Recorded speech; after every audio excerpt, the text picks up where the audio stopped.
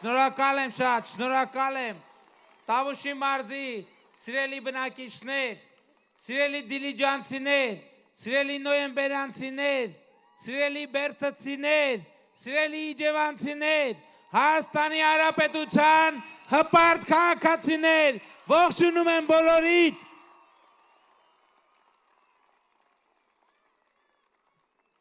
Եվ ելույթս ուզում եմ սկսել Սաղմոսով, ինչպես արդեն այս ձևաչափում անում եմ, Սաղմոս համար 1, իրական ճշմարտությունը, Սաղմոս Դավթի։ Երանելի է այն մարդը, որն ամբարիշտների խորհրդով չի շարժվում, մեղավորների ճանապարհին ոտք չի դնում և հանցագործների հետ համախոհ չի լինում, այլ հաճույք է ստանում Տիրոջ օրենքներին և գիշեր ցերեկ խորհում է նրա պատվիրանների մասին։ Նա նման է ջրերի հոսանքի վրա տնկված ծառի, որ իր պտուղը ժամանակին կտա, իսկ նրա տերևը չի թափվի, և ամեն բան, ինչ էլ որ անի, կհաջողվի նրան։ Այդպես չեն ամբարիշտները, այդպես չեն, այլ նման են հողմափոշու,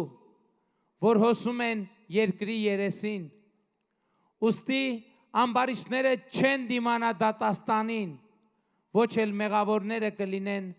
արդարների հավաքի մեջ։ Քանզի Տերը գիտի արդարների ճանապարհները, իսկ ամբարիշտների ճանապարհները կորստյան են տանում։ Շնորհակալ եմ շատ։ Այսօրվա հավաքի ընթացքում մեր գործընկերները շատ խոսեցին և ընդհանրապես վերջին 8 տարիներին շատ է խոսվում այն մասին, թե ինչ է եղել առաջ,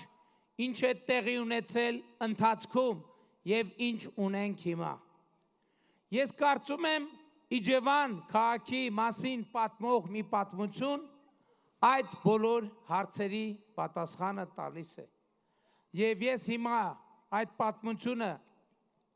ձեզ կպատմեմ հիմնվելով պաշտոնական վիճակագրության վրա։ Իջևանի քաղաքային զբոսայգու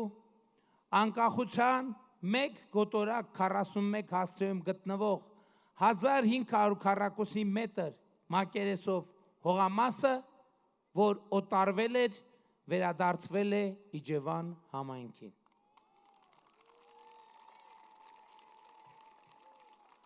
Իջևան համայնքի անկախության 1 գոտորակ 54 հասցեում գտնվող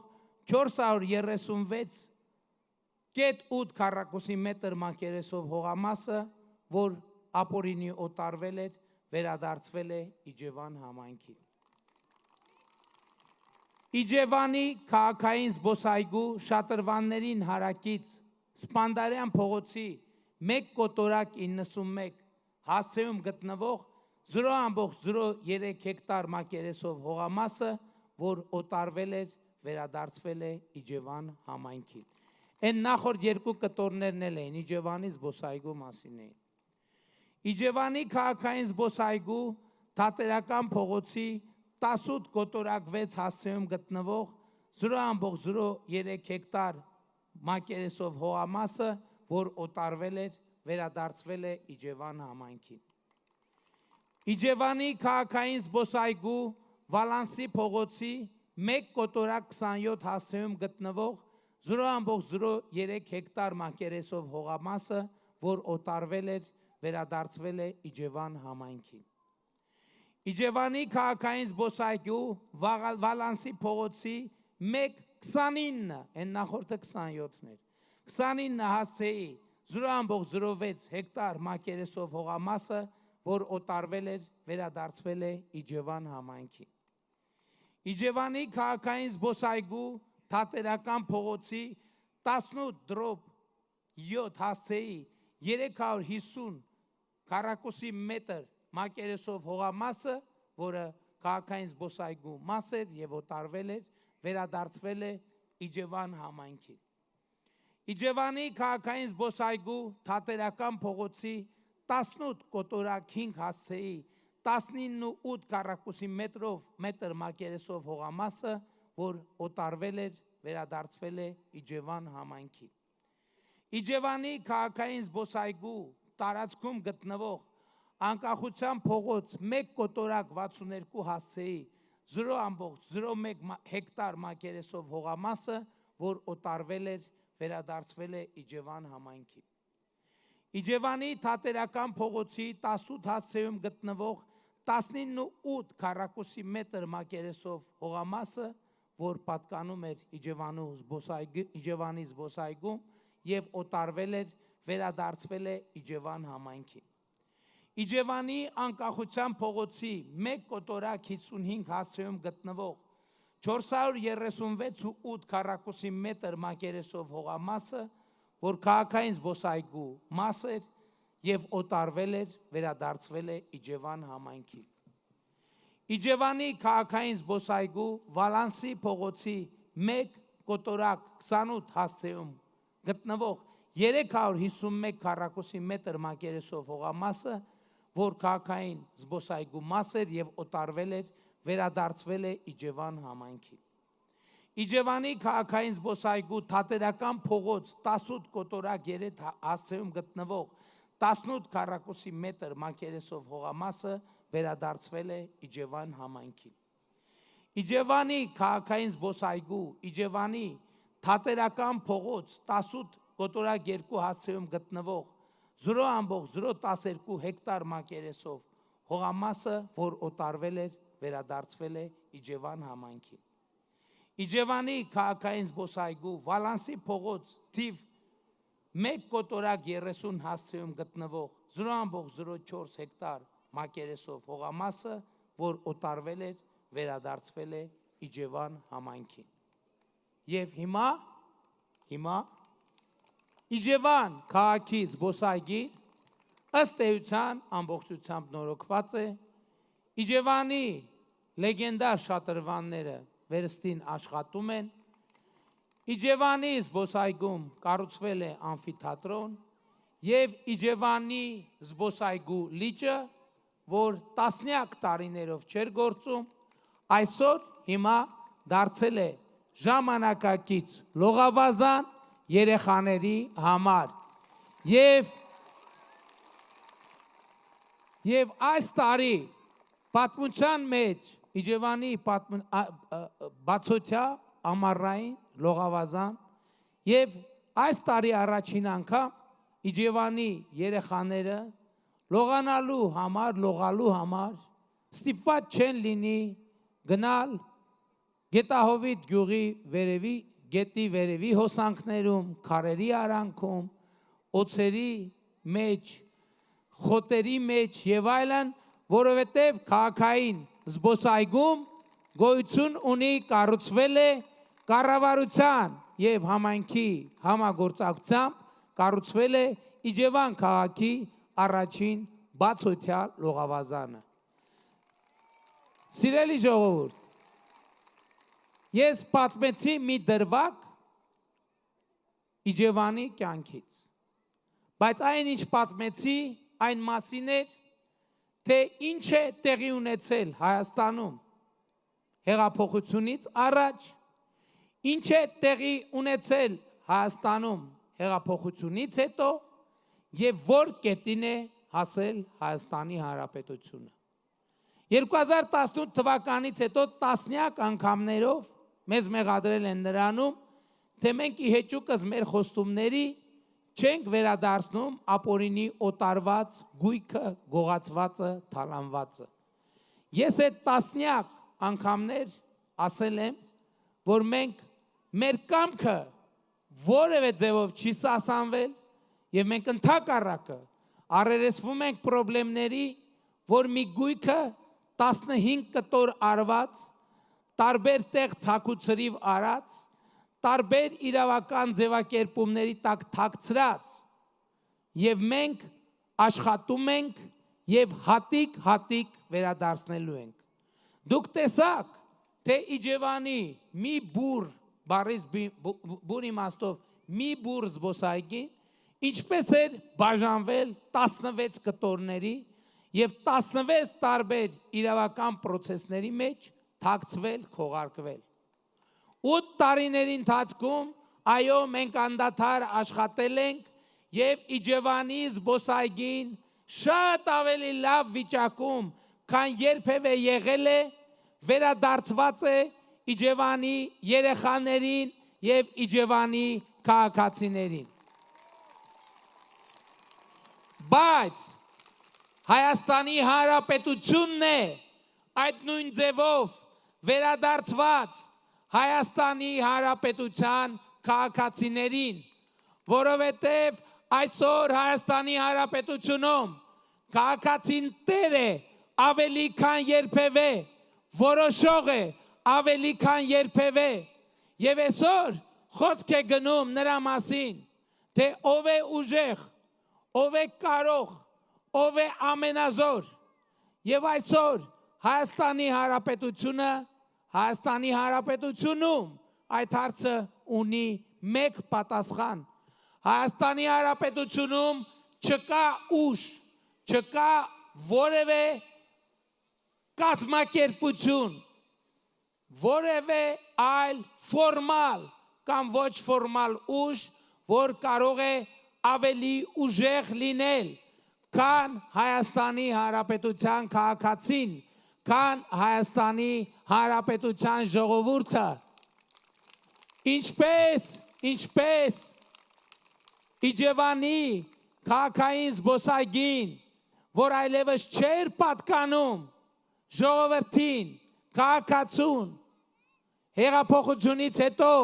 վերադարձվեց ժողովրդին, այնպես էլ Հայաստանի Հանրապետությունը, պետությունը եւ պետության բարձրագույն իշխանությունը վերադարձված է ժողովրդին եւ այսօր որևէ մեկը չի կարող բարձենալ ժողովրդից ավելի ուժեղ լինելու մեջ եւ սա է որ փոխվել է Հայաստանի Հանրապետությունում։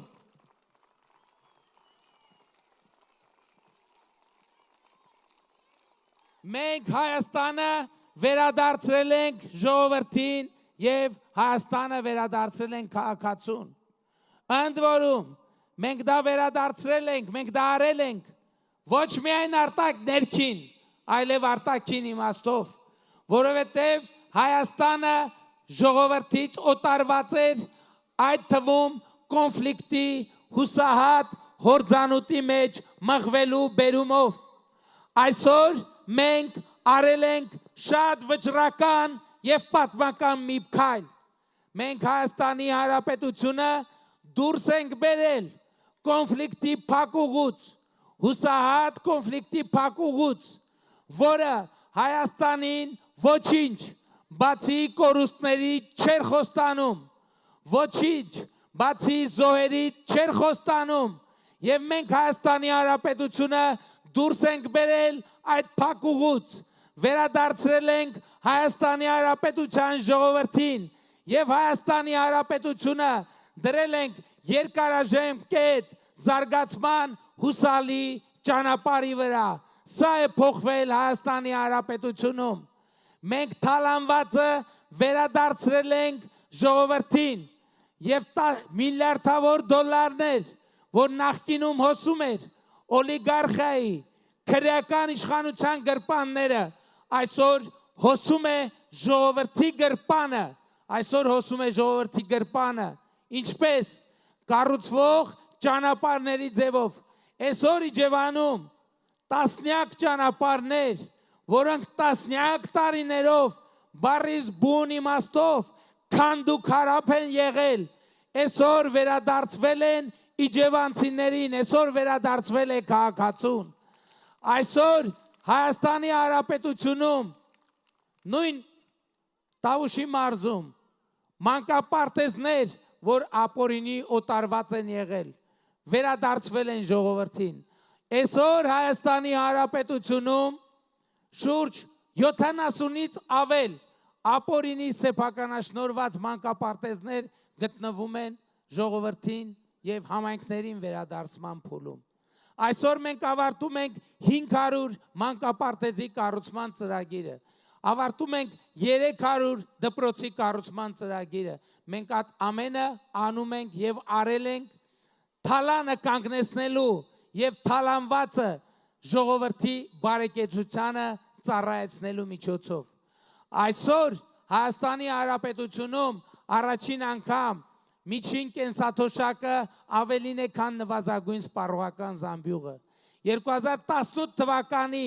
նվազագույն 16000 թոշակը այսօր դարձել է նվազագույն 46000 դրամ թոշակ, դրան գումարած անկանխիկ առևտրի պարագայում հետ վճարի հնարավորությունը։ Այսօր մինչև 18 տարեկան երեխաները իրենց պետության եւ պետական բյուջեի հաշվին ստանում են առողջության ապահովագրություն,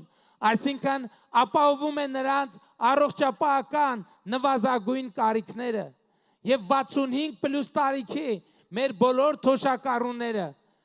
օգտվում են առողջության ապահովագրությունից, որը ապահովում է նրանց նվազագույն առողջապահական կարիքները։ Եվ սա է, որ տեղի է ունեցել եւ փոխվել է Հայաստանի Հանրապետությունում։ Այսօր Տավուշի մարզի սահմանամերձ գյուղերում 1931 տուն է կառուցվում 16 միլիոն դրամի ծրագրով։ 1931 տուն։ Դա գիտեք ինչ է նշանակում։ Դա նշանակում է մեր մետաղագործների թաղամասի նահարգանի շենքերը գիտեք, չէ՞։ Դա նշանակում է 60 հատ այդպիսի շենք, որովհետև 60 այդպիսի շենքերում է, որ կարող է տեղավորվել 1931 բնակարանը, տունը, առանձնատունը։ Եվ այս ամենը արվում է պետական բյուջեի հաշվին։ Եվ այն մարդիկ, ովքեր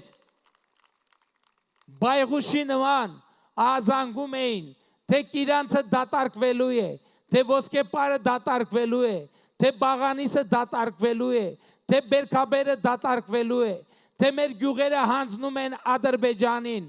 այսօր թող գնան տեսնեն, թե ինչ է կատարվում Կիրանցում, ինչ է կատարվում ոսկեպարում, ինչ է կատարվում Բերքաբերում։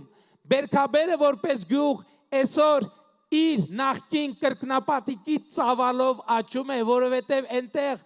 իր չափով, իր նախկինում գոյություն ունեցածի չափով տներ են կառուցվում 16 միլիոնի ծրագրով։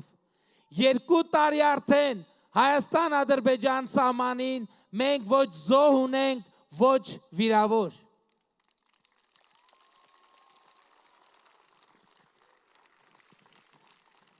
Երկու տարի արդեն մի քիչ ավելի քիչ երևի 2025 թվականի օգոստոսի 8-ից հետո ի վերջո Տավուշի սահմանամերձ գյուղերի բնակիչները իրենց խոհանոցից հյուրասենյակ գնալիս դա անում են առանց մտավախության եւ առանց անվտանգության լրացուցիչ միջոցների։ Իսկ այսօր մենք առերեսվում ենք քննադատությունների հետ, որոնք իրենց բնույթով անհեթեթ են։ Պաշտպանության նախարար նշեց, թե ասում է զորահանդեսից հետո Սերժ Սարգսյանը ասել է մեր բանակը որբ է։ Բանակը որբ էր քո ժամանակ, որովհետև մեր զինվորներին կերակրում էիք թերմացքով։ Մեր բանակը չուներ սպառազինություն, մեր բանակի սպառազինության 70-80%-ը ուրիշների դեն շպրտած սպառազինության թերմացքներն էին։ Իսկ այսօր բանակը սպառազինված է ժամանակակից, գեր ժամանակակից սպառազինությամբ։ Պարոն Ռուբինյանը իր խոսքում նշեց, թե բանակը ձեռք է բերել միլիոնավոր դոլարների զենք եւ զինամթերք, բայց ես ուզում եմ ճշգրտել, մեր բանակը միլիոնավոր դոլարների զենք եւ զինամթերք չի ձեռք բերել։ Մեր բանակը միլիարդավոր դոլարների զենք եւ սպառազինություն է ձեռք բերել։ Եվ նախորդ օրը Հանրապետության հրապարակում տեղի ունեցած զորահանդեսին մենք բոլորս տեսանք ոչ միայն օտար երկրյա արտադրության, այլ որ շատ կարևոր է Հայաստանի Հանրապետության արտադրության ժամանակակից եւ գերժամանակակից սպառազինություն, որը այսօր արտահանվում է զարգացած երկրներ։ Բայց ես նորից ուզում եմ ընդգծել, որ այն ինչ որ ասացի, այդ ամեն ինչը շատ կարևոր է։ Այո, շատ կարևոր է եւ ինձ համար անձնական հարց էր նաեւ։ Մեր քաղաքային զբոսայգին, ուր այդ թվում իմ մանկությունն է անցել, վերադարձնել համայնքին եւ վերադարձնել երեխաներին նոր վիճակով եւ նոր կարգավիճակով։ Բայց Ժողովուրդ ջան, այդ ամեն ինչը իմաստ չէր ունենա առանց խաղաղության։ Եվ ամենակարևոր փաստը, որով ես այսօր եկել եմ իմ ծննդավայր, իմ հայրենի, իմ սիրելի, իմ հարազատ Իջևան, հետևյալն է. Հայաստանի Հանրապետությունում հաստատված է խաղաղություն եւ ես բոլորիս շնորհավորում եմ հաստատված խաղաղության առիթով։ Բայց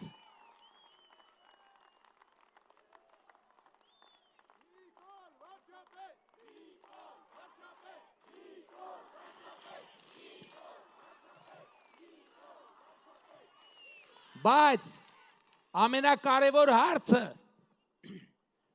որը պետք է պատասխան ստանա այս ընտրությունների արդյունքներով, շարունակաբար մնում է հետևյալը. Արդյոք Հայաստանի քաղաքացին տեր կանգնելու է խաղաղությանը, որովհետև ամենակարևոր հարցը, որին պիտի պատասխանեն ընտրությունների պաշտոնական արդյունքները հենց դա է։ Մեզ անհրաժեշտ է տեր կանգնել խաղաղությանը, որովհետև մեր 9 ամսական խաղաղությունը 9 ամսական երեխայի նման չի ապրի, եթե մենք նրան տեր չկանգնենք։ Առավել ևս, որ հիմա պատերազմի եռագլուխ կուսակցությունը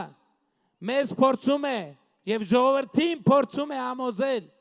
որ մենք ի վիճակի չենք տեր կանգնել խաղաղությանը, որ մենք ի վիճակի չենք տեր կանգնել պետությանը, որ մենք ի վիճակի չենք տեր կանգնել մեր ապագային եւ մեր անկախությանը։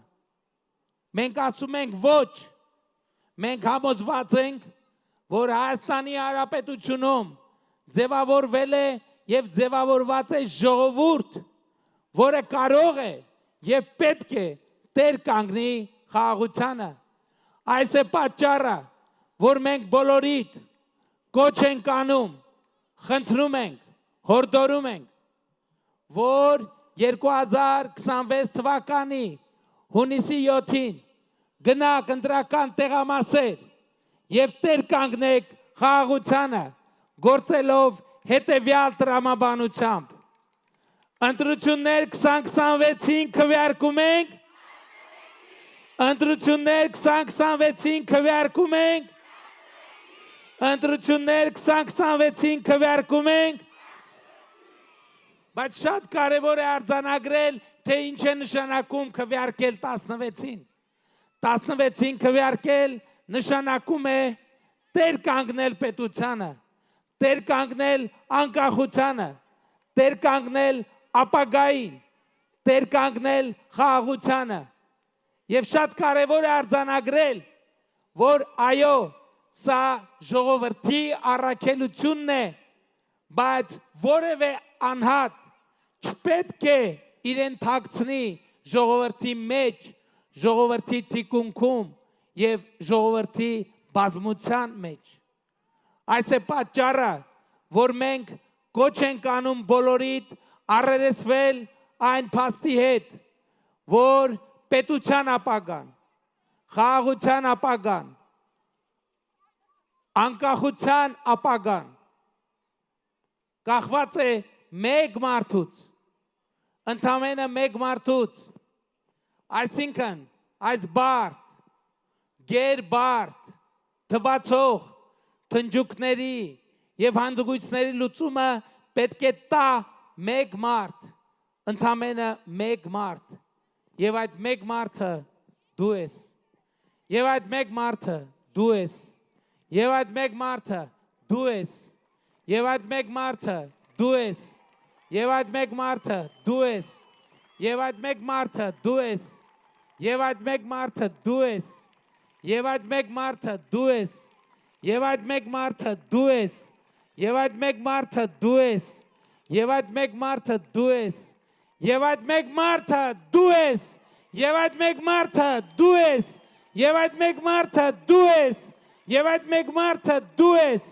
եւ այդ մեկ մարդը դու ես, եւ այդ մեկ մարդը դու ես, ով է այն մարդը, որ պատրաստ է վերցնել իր բաժին պատասխանատվությունը հանուն պետության, հանուն խաղաղության, հանուն անկախության, հանուն ապագայի, բարձրացրեք ձեր ձեռքերը, բոլոր են մարդիկ, որ պատրաստ են սրան, եւ ահա այս մարդկանց, այս մեկ մարդկանց հավաքական ամբողջությունն է, որ կոչվում է Հայաստանի Հանրապետության հպարտ, արժանապատիվ եւ պետականատեր ժողովուրդ։ Եվ ուրեմն ընտրություններ 2026-ին քվեարկում ենք, ընտրություններ 2026-ին քվեարկում ենք, ընտրություններ 2026-ին քվեարկում ենք, որովհետև պետությանը, անկախությանը, ապագային, խաղաղությանը, Դիլիջանին, Բերդին, Նոյեմբերանին, Իջևանին, Տավուշի մարզին, Երևան մայրաքաղաքին, Հայաստանի Հանրապետությանը, փառք նահատակներին եւ կեցցե Հայաստանի Հանրապետությունը։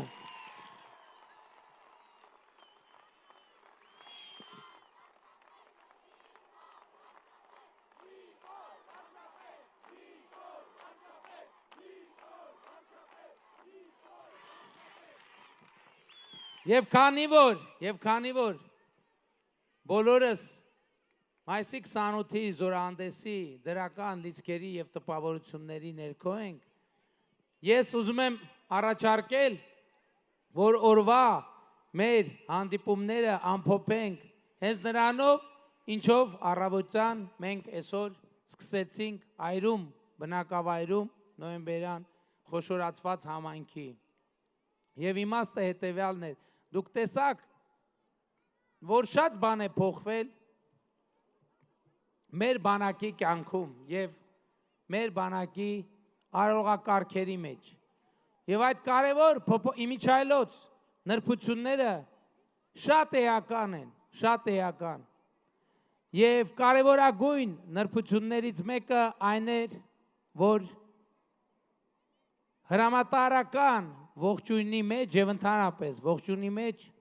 ամեն անգամ հիշատակվում են մեր ընկած եղբայրները եւ քույրերը,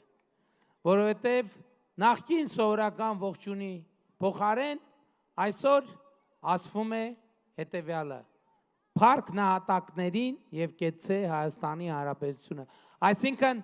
պաշտպանության նախարարը երբ որ շնորհավորում էր, մոտենում էր, շնորհավորում էր զորախմբերին, բոլոր դեպքերում հնչում էր այդ նույն ողջույնը եւ հնչում էր նույն պատասխանը։ Փառք նահատակներին եւ կեցցե Հայաստանի Հանրապետությունը, որին ի պատասխան զորախումբը պատասխանում էր. Կեցցե,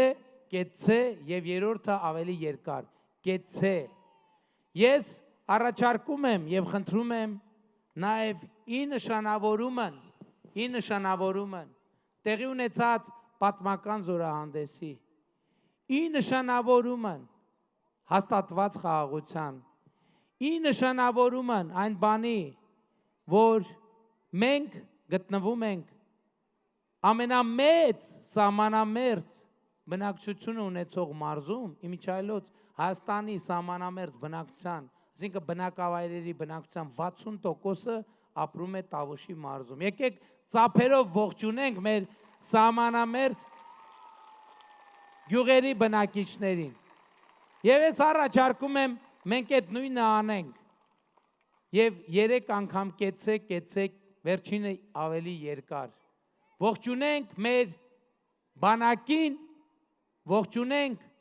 մեր նահատակներին, որովհետև ինչպես ասացի,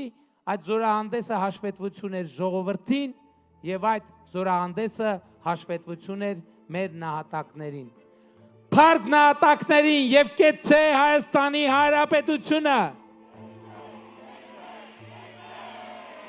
Փառք նահատակներին եւ կեցցե Հայաստանի Հանրապետությունը։ Փառք նահատակներին եւ կեցցե Հայաստանի Հանրապետությունը։ Շնորհակալ եմ,